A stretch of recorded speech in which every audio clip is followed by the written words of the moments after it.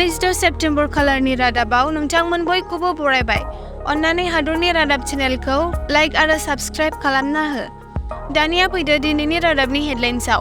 सेथियाव, social media एबा समाजारि बिजोङाव कमेन्ट पस्ट होनायाव सानग्रोआलासिनो कमेन्ट एबा पस्ट होनाया खैफोद होनना जों मिथियो। बिनि थाखायनो गोथौवै साननानै कमेन्ट एबा पस्ट होनाया गावनि थाखाय गाहाम।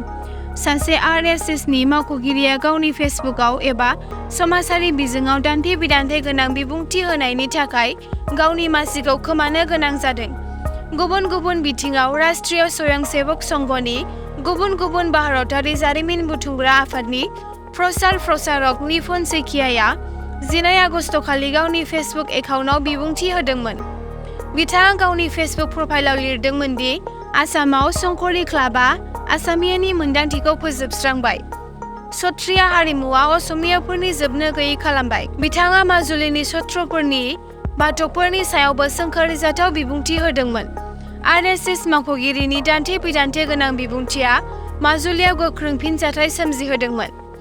बे फिनजाथायनि उनाव आरएसएसनि दैदेनगिरिखौ बुधबाराव आरएसएसनि दैदेनगिरिया बिथांनि दान्थे-बिदान्थे गोनां बिबुंथिनि थाखाय बिथांनि मासिनिफ्राय बोखारजादों। नैथियाव, बुधबारनि मोनाबिलियाव मंगलदै सिभिल देहा फाहामसालियाव मोनसे सुखुथावै थासारि सोमजिहोदोंमोन। देहा फाहामसालिनि बिबानगिरिफोरा बुंदोंमोन दि सानजौफुआव मंगलदै पुलिसआ मेनापारानिफ्राय गियासुद्दिन मुंनि सासे 24 बोसोर बैसोनि सुबुंखौ खुगानिफ्राय थै गबाय थानायखाय मंगलदै सिभिल देहा फाहामसालियाव थिसनदोंमोन।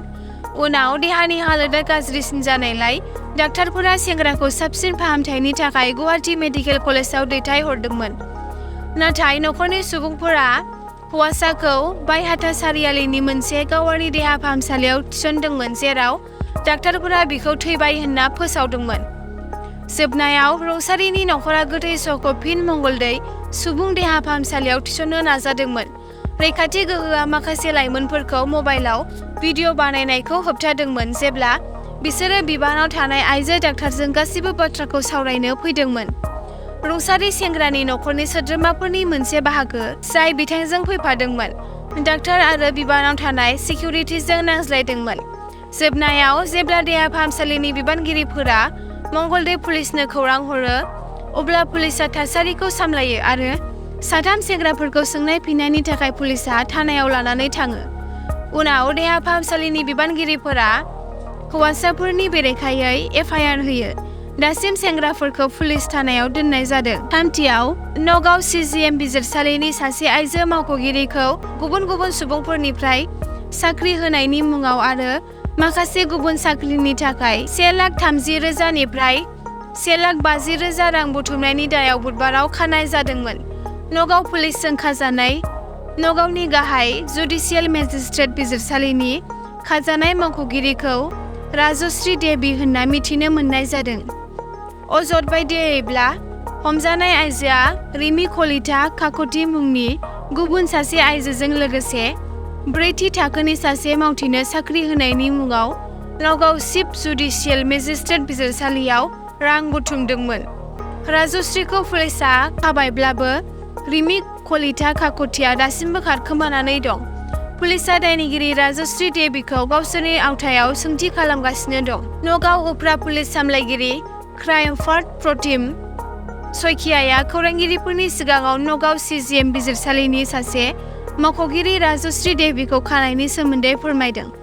सिजिएम बिजिरसालि मावख'गिरिखौ धारा 406/406 नि सिङाव खानाय जादों। बिथाङा अजद होनाय बायदिब्ला साख्रि होनो थाखाय 1.30 निफ्राय 1.50 लाख रां लादोंमोन।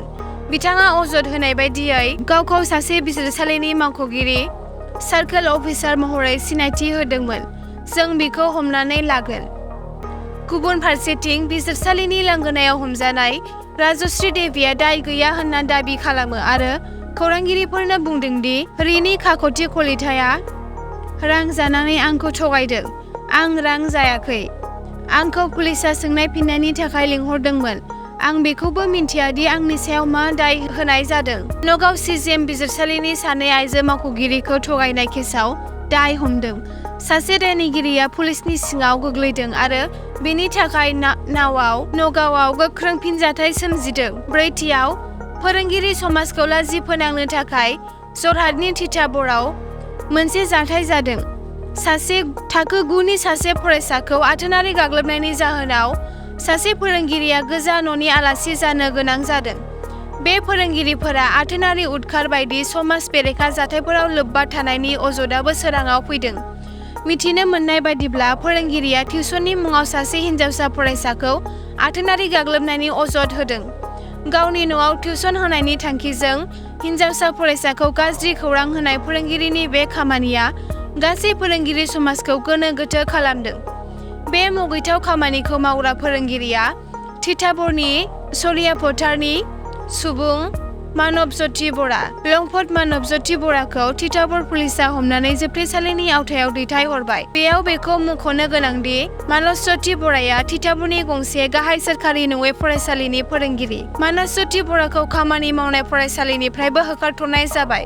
फोरोंगिरिनि जाथाया तिताबराव गोख्रों फिनजाथाय सोमजिहोदों। बाथियाव, धुबरीनि गलकगन्ज पुलिस थानानि पुलिसआ मोनसे स्रोद सुलुंनि बिथायाव सिखाव फालांगिरिफोरनि बेरेखायै सिग्रोमनायाव बेसेन गोसा गारिजों लोगोसे माबा मोसौ जब्द खालामनो हादों।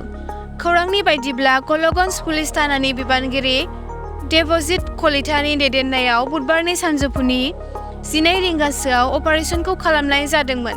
संदाननो थाखाय मोनसे पुलिसनि हानजाया गलकगन्जनि भारत बांलादेश सिमायाव थानाय बिशकवानिफ्राय गंसे सेट्र गारि नं 3247 खौ होसोदोंमोन आरो उनाव जायगानि सुबुंफोरनि मददजों सोनाब खानुरियाव गारिखौ होबथानो हादों। बबेखानि सालायग्राया खारखोमालांनो हायो। बेनि उनाव पुलिसआ गारिनिफ्राय माबा सिखावै लाबोनाय मोसौफोरखौ रैखा खालामनो हादों।